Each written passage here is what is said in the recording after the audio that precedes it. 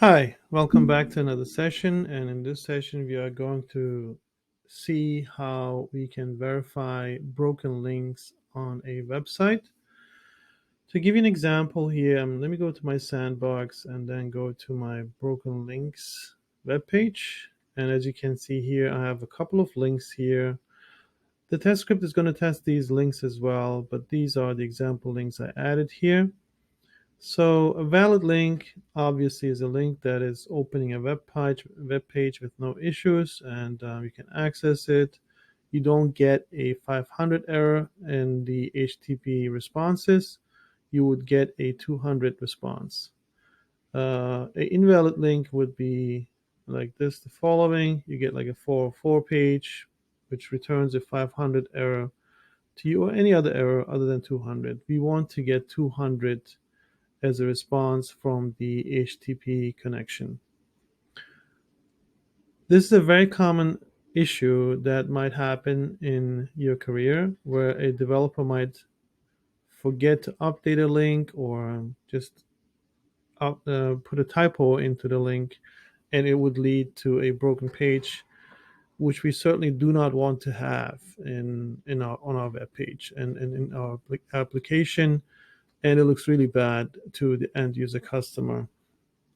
A example of that would be the following. Let's say this is a valid link that I just showed to you before. If I just update this, and I don't know, or let me just update this one, which is a internal link to on my website here.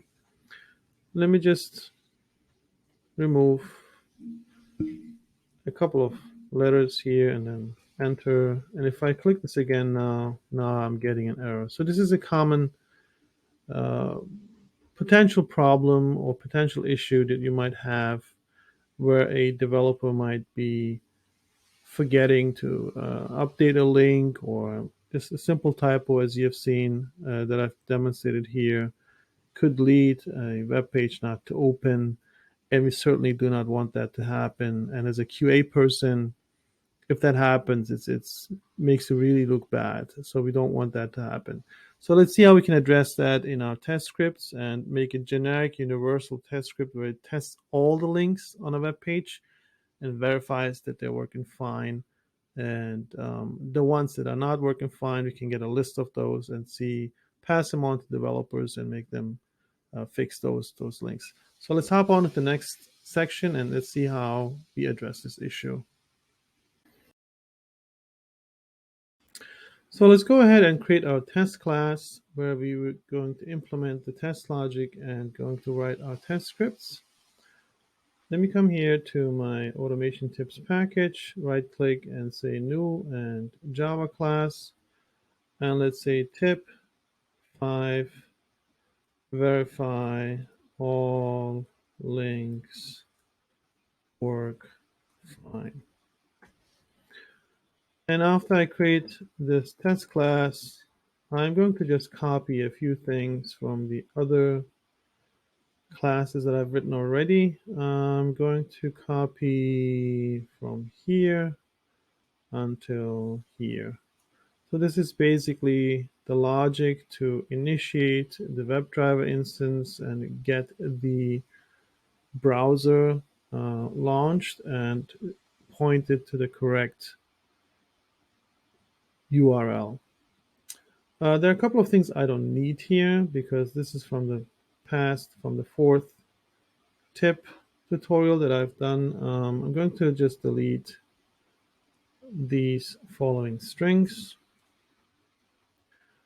I don't need the JavaScript execute. Well, I can leave it. It's fine. We are not going to use it, but I can leave it there. The test URL is going to be the following. If I go back to the main page, if I come to Sandbox, and from Sandbox I go to the Broken Links page, this is the page that I'm going to use to write my test script. So I'm going to copy this and just paste it in here. Perfect. Now, next step is to write my test method, but before that, I am going to paste the steps that I'm going to take in this session on the top of this class so we know what we're doing at what moment. So let me create my test method now with the test annotation by TestNG.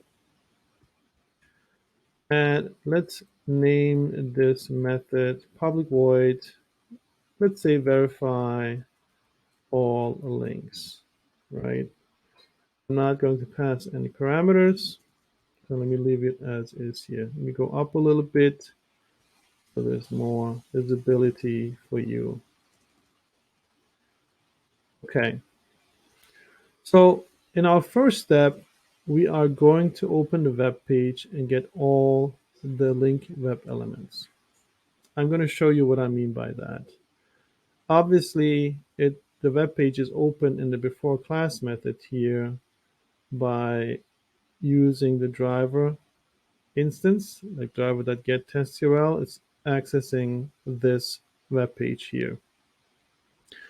What I need to do though is I need to get all the web elements that are links, right? So on this page, there are many web elements, but I want to get only the web elements that are links. So how do I do this? Right, let me inspect one of the links here. And as you can see, one thing I would definitely recommend to everybody who is going to do automation, QA automation, is to get a solid understanding of HTML. HTML is the backbone of creating a website. If you know HTML very well, it's very easy as a automation tester to write scripts and understand what's going on the web page. So for links on HTML, all link related web elements are in an A tag. As you can see here, it's in an A tag. If I go to another one, it's in an A tag, so on and so forth. So I need to get all the web elements into a variable that I'm going to declare and save them to that variable or assign them to that variable. So I know that driver.find elements, not elements, returns me a list of web elements. Okay. If I click this, then if I do by, and I'm going to use the tag name because I know that the tag name is A, correct? So I'm going to say by tag name, and I'm just going to pass on the letter A into this, or the HTML tag A into this. I know that this returns a list, so I'm going to just declare a list in front of this, and I'm going to assign this to the variable I'm going to declare now. So I'm going to say list, and this is a list of web elements.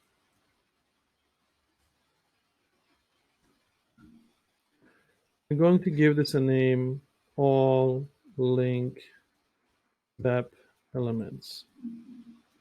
Now I'm going to assign this to this variable here, right? Let me just import this class.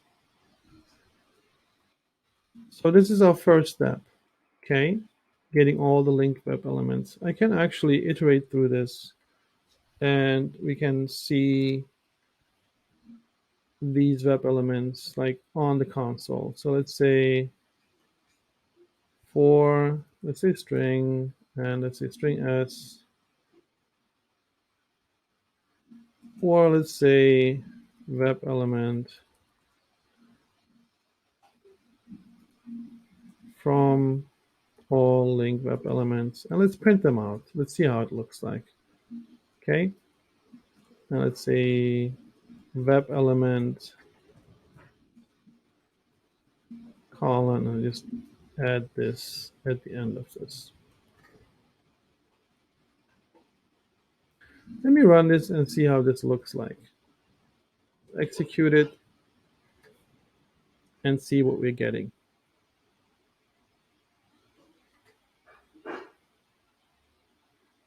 So it launches the browser, goes to the website, gathers all the web elements, and as you can see here, these are all the web elements that are on the website related to the tag name, to the tag A, link web elements basically. Can I change this to, let's see, I don't know, I don't want to spend too much time, but basically these are all the web elements that I put into the all link web elements variable. So now next step, we need to get all the href attributes into our script. So in this next step, in the second step, I'm going to get all the href attributes from the web elements that I've assigned to the all link web elements variable. So each of these web elements has an href attribute. Since it's a link, it has to have an href attribute. And I'm going to get this string extracted so I can use it to be able to verify the link functionality. So let's do that. To do that, I'm going to create a function or a method where I'm going to pass on the all link web elements variable, and in return, I'm going to get a list of all the href attributes. So I'm going to say public. And I know I'm going to get a list of strings in return, so I'm going to do the return type to array list string. Okay, let me import this. And I'm going to name this method get all href attributes. And I need to pass on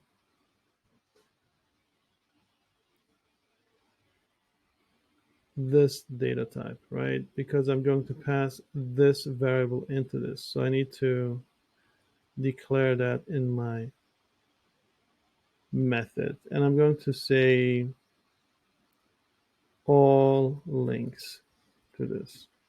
Perfect. So my method is expecting a return statement. First, let me declare the variable that I'm going to return. So I'm going to say array list type of string. And I'm going to say href list. And I need to instantiate this. Okay. Once I've done that, at the bottom of my method, I'm going to say return href list. Perfect. So I need to create a logic now where I can extract the href attributes into the href list variable.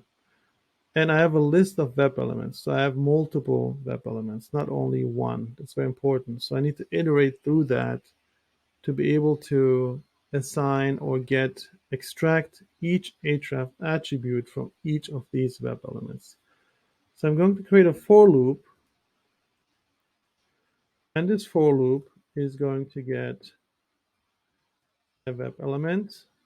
I'm going to say e colon href all links is passed on into this method as a parameter. So this for loop iterates through all links, which is this. And then for each of these elements, I'm going to perform an action. So what I'm going to do is I'm going to add into my href list all the href attributes. To do that, I'm going to say href list add. And then from the web element, there's a method called get attribute. I'm going to use this method, and I'm going to get all the attributes that have the property or the href property. Perfect. So now this for loop has iterated through all links, web elements, right? And assigned or added all the href attributes into my href list, which is returned in this method here. So I need to get these, and these are all strings, correct? These are all strings. So I'm going to assign them to a variable on in my test script. Say string, and oops, back here. I'm going to call this href link list. You can call it anything you want.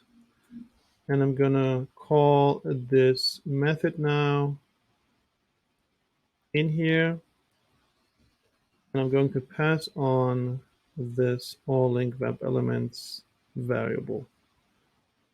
So now I have extracted all the href attributes which I need to have to be able to perform my HTTP connect actions, to be able to get a response from the web page to see if I get a 200 response or not.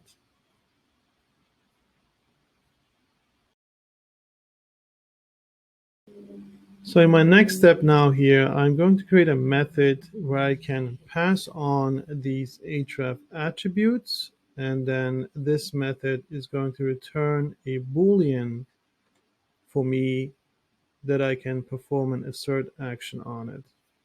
So let me write this method now. Let's say public Boolean. You don't have to say public, I'm just saying it's just a habit. If it's in the same class, you don't have to say public, but you can do it. I'm going to say public Boolean, and I'm going to say verify link status, and I'm going to pass into this a string because I know that all my hrefs are strings, and I'm going to say just URL. It's fine. Okay. So I'm going to return a Boolean value. So what is this Boolean value? If my link is valid, I'm going to return a Boolean that is true. If my link is invalid, I'm going to return a Boolean that is false. So I'm going to declare my variable in this method. I'm going to say Boolean flag, and let's set this to false. I also know that to perform this now with the HTTPL connection library, I'm going to receive a status code. Let me do this actually after I put in the rest of this method in here. Go a little bit up here so it's more visible. And let me just put this up in here. Okay, perfect. So I need to, first of all, create the URL so I can test it. So I'm going to say URL, and this is from the java.net library. I'm going to call this URL to test, and I'm going to say new URL. I'm going to instantiate this and pass on the URL that I'm receiving in the parameter of this method. Perfect. Then I'm going to use the HTTP URL connection library. It's again the same java.net library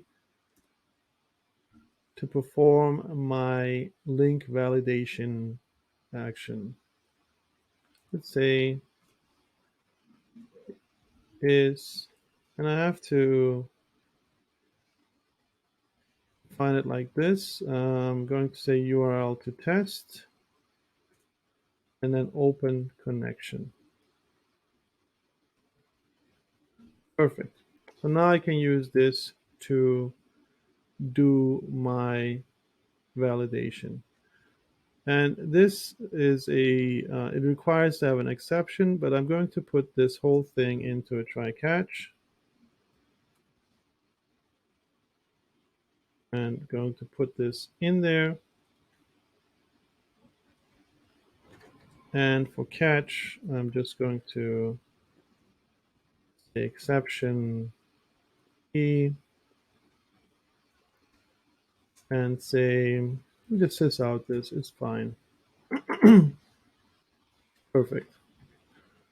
Handle the exception here. Let me also say here return flag so we don't see this red arrow here at the bottom. Return flag. Perfect. Let me save this. So now on the HTTP URL connection, I'm going to perform a few methods. I'm going to set the connection timeout because I don't want it to try like forever, right? I want it to try for a certain time period, and once that is done, I don't want to try continue trying. So this is in milliseconds. So let's say 5,000 is sufficient. 5 seconds is a lot actually, but I'm just going to keep it as 5,000. Not a problem. And I'm going to try to connect to the URL that I tried to open a connection here. Okay. So once I do this, now I can receive a status code or response code from the HTTP call that I'm making for this link. Okay. So I do say HTTPL connection, and I'm going to say get response code. I'm going to assign this to a variable that I'm going to declare at the top of this method. I'm going to say int status code, and I'm going to assign the response of this into this variable. Perfect. So now what I need to do is one more thing. I need to change the flag into false or true based on the response code I am receiving. So I know that in order to make a valid HTTP connection, I need to have the status code 200. So I'm going to go put a if clause here, and I'm going to say if status code does equal to 200, then set my flag to true. Perfect. So if this is 200, my flag is going to be changed to true. If this is not 200, it's going to stay false. And I'm going to use this in my assertions in my test script. Perfect.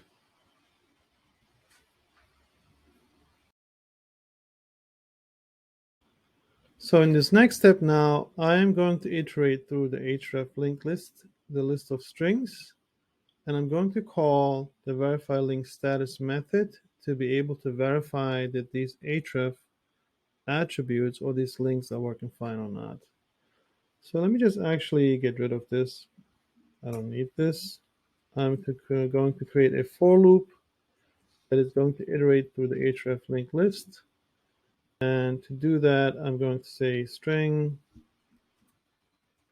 just going to say s, and href linked list. So what this will do, it will go through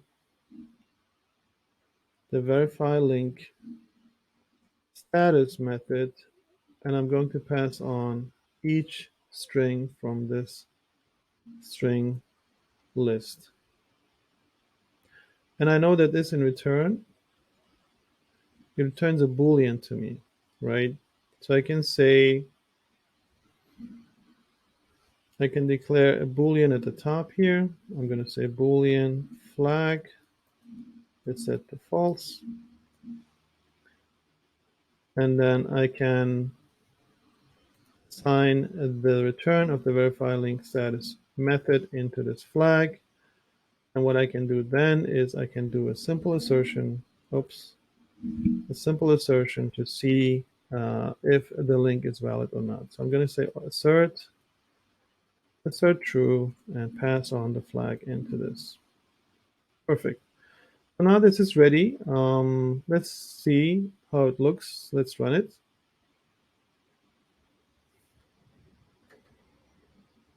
There's one more thing I'm going to add to this. I need to show it to you first.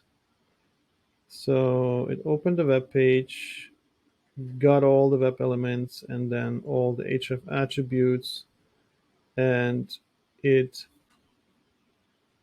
failed, of course, because we had a invalid link in here. But I'm going to show you one more thing that we need to add to this. To show you that, I'm going to add a message here. I'm going to say, because in assert true, you can add a message into this where you can see if it's in a failed status, you can see this message here. So say link failed. And the link that is failed is going to be the one that's currently in use in this for loop. Let's say S. And since when this fails, it's going to show me this message. So let's save this and run it again. And just make this smaller and execute this test script again. And let's see what's going to happen. Let's see where it fails, where it stops.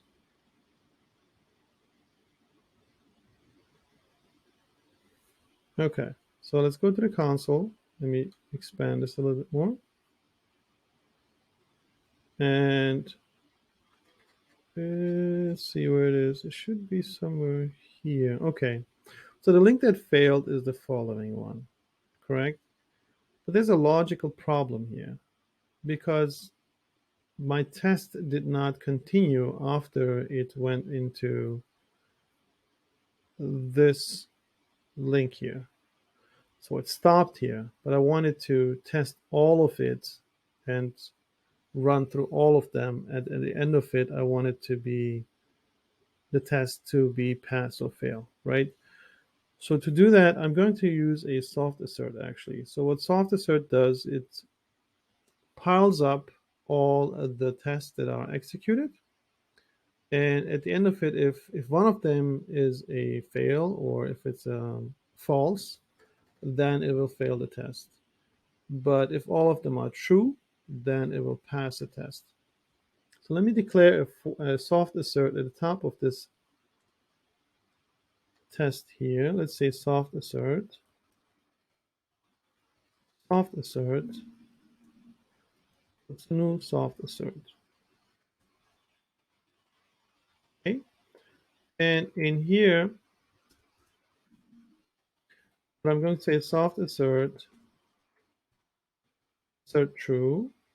What I want to be true, the return of this method. I can actually put this method as is into here, but I'm not going to do this for now. I'm just going to use the flag that I created. Pass the flag in here. I'm going to use the same message in this and put it in here, right? So I can get rid of the assert true because again, this is not very smart because it's going to stop right away where it finds a broken link. But I want to test all the links that are available on this web page. Let me get rid of this. And enough this for loop, after all of this is done, after all soft asserts are done, I want to do soft assert, assert all. Perfect. Let's save this and let's run it again.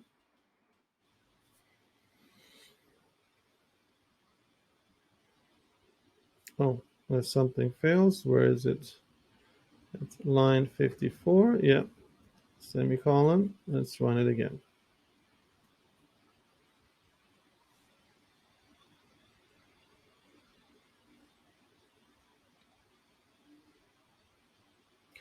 Launches the website, gets all the web element links and all the href attributes and iterates through them with the for loop and does a soft assert for those. And the end of it, it looks if all of them are true or not. If everything is true, it will pass. Even if one of them is a fail, it's going to fail. So let's see here. As expected, the links that are failed that I have put into the website here are the ones that are listed here, as you can see. So that's how you would test all the links on a web page. Thanks for watching. And if any comment or any type of help you might need, just put it in the description. Please leave a like and subscribe to the channel, and I will see you in the next one.